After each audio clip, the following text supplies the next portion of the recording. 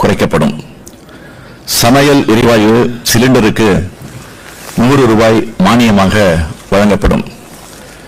பெரிய மாநகராட்சிகளில் பறக்கும் சாலை திட்டம் செயல்படுத்தப்படும். மாதம் ஒரு முறை மின் கட்டணம் செலுத்தும் முறை அமுல்படுத்தப்படும். நியாய விலைக் கடைகளில் மாதம் 1 கிலோ சர்க்கரை கூடுதலாக தரப்படும். உளுந்தம்பருப்பு மீண்டும் வழங்கப்படும்.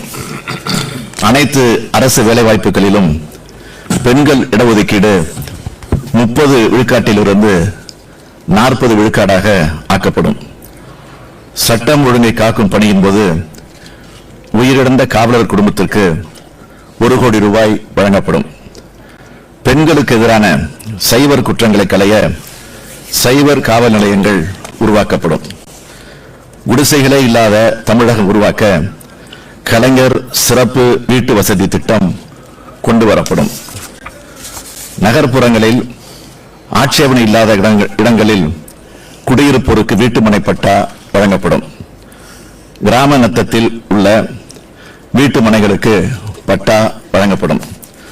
சென்னை உள்ளிட்ட மாநகராட்சிகளில் லாரிகள் மூலமாக நீர் வழங்குவதை தவிர்க்க குழாய் மூலம் குடிநீர் வழங்கப்படும்.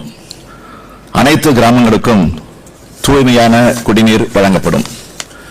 கடலோர மாவட்டங்கள் அனைத்திலும் கடல் நீரை குடிநீராக்கக்கூடிய திட்டம் செயல்படுத்தப்படும். முக்கியமான மலை கோயில்கள் அனைத்திலும் கேபிள் கார் வசதி ஏற்படுத்தி தரப்படும். கிராமப்புற பூசாரிகளின் ஊதியமும் ஓய்வூதியமும் அதிகரிக்கப்படும். இந்து ஆலயங்கள் புனரமைப்பு குடமுழுக்கு பணிக்கு 1000 கோடி ரூபாய் ஒதுக்கீடு செய்யப்படும். மசூதி தேவாலயங்களை சீரமைக்க 200 கோடி ரூபாய் ஒதுக்கீடு செய்யப்படும்.